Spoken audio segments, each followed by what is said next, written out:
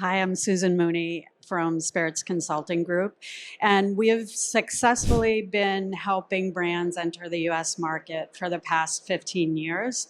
So, what's happening right now? As far as online sales, e-commerce is increasing every year for brands, but also distributors and B2B e-commerce in the United States is taking off, and this is going to continue to increase.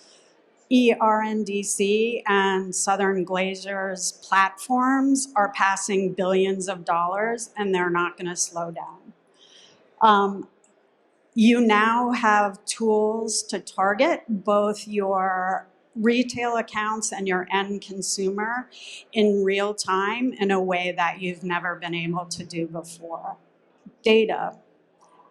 You can have more data at your fingertips about how your brand is performing and who is your actual buyer than you've ever been able to before. So that's another benefit. You can own the relationship with the consumer, with your buyer. This has historically been something that is with the distributor, with the retailer, and they choose when to share that information or not.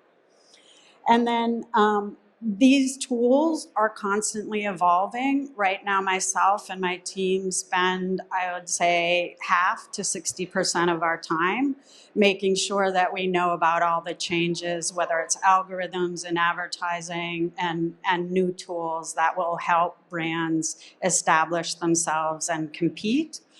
That way you don't have to. You can focus on your company and building your company while we geek out with the technology. Let's talk about targeting. We are doing competitor comparisons in real time across all 40 states, and we're also doing pricing studies. This information used to be extremely expensive for new brands, and they were unable to get this information in a timely manner. Now we can do it in real time for less than a tenth of the cost. So this is a very pragmatic use. We can drill down to the account level, the zip code level of where your competitors are. And then we can do account targeting for you and your sales team. What we do a lot is these two lists, merchants to acquire or merchants to win back. So you can see, okay, your competitors are in all of these accounts.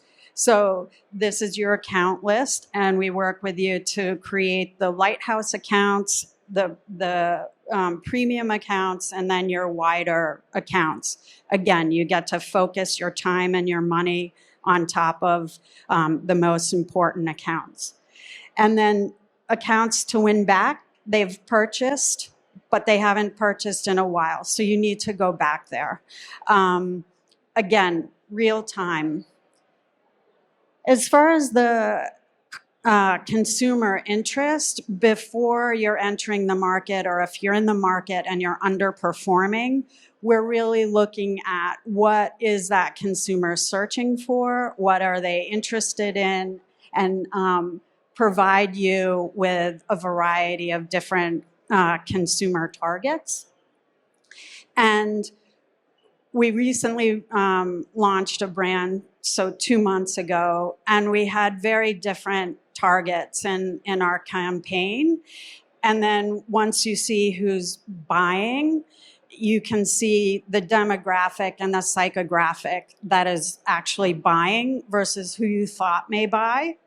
And then you focus your spend on that. So we've already narrowed it down to 3. Brand messaging. I've talked to several brands here yesterday and this morning who want to enter the US market. They have their key messages, but they're not sure that it's going to resonate for the US. Okay, so we create several campaigns.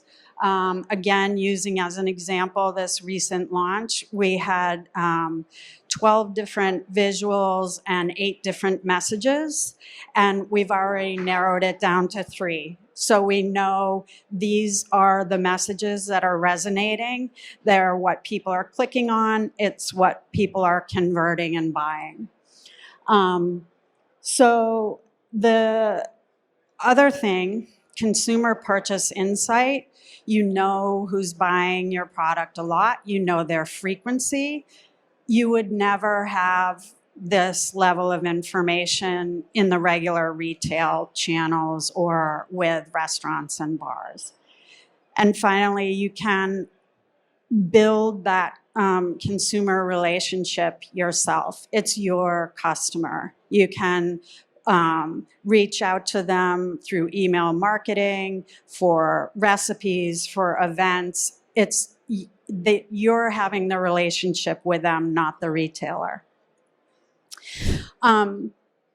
Switching a little bit to more of the B2B and how these tools are helping you manage your distribution channel. The current status is that brands are increasingly self-representing their products and investing more in it because they have to.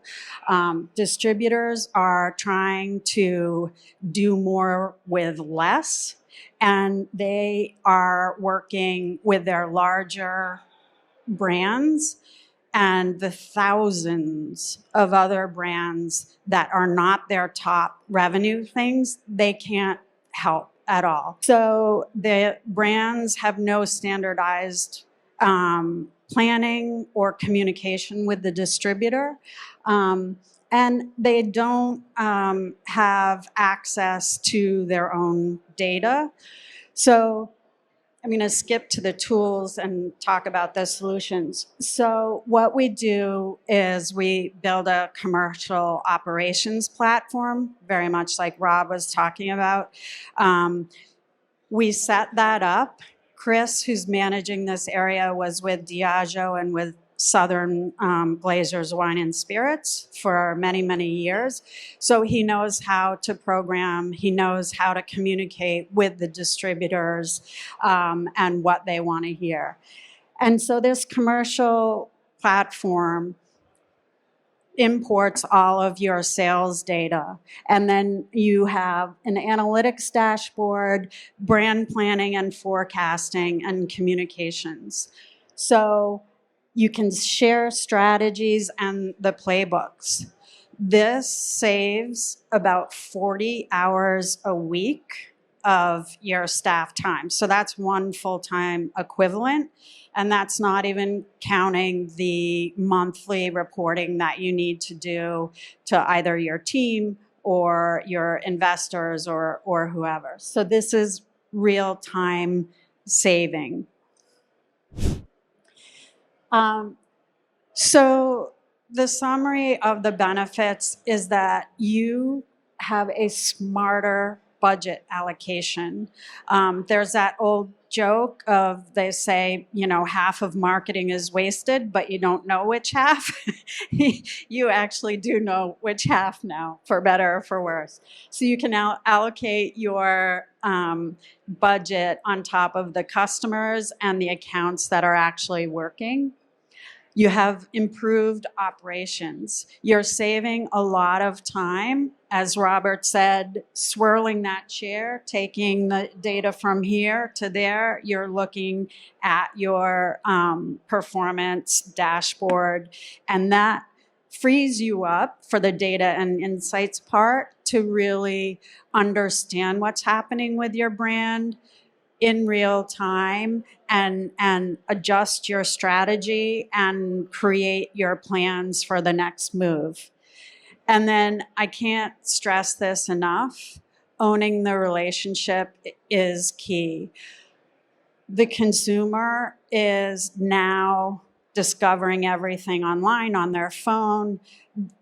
We've already started to see a lot of incoming interest from Chat GPT, where they're going to be asking, oh, I like this gin, or I like this vodka, or I like this whiskey. What new whiskey or vodka should I try? You got to be ready for that. They're also going to be thinking, okay, I just bought this product. What recipe should I make with it? So that is something that's really evolving. But if you're owning that relationship, it's really important, because as a newer brand to the market or a challenger brand, the consumer really looks at you as a personality instead of a corporation. That's where you have your strength. Make it work. Thank you. Thanks for tuning in. Make sure to hit the subscribe button to keep up with the latest beverage alcohol industry insights from Park Street University.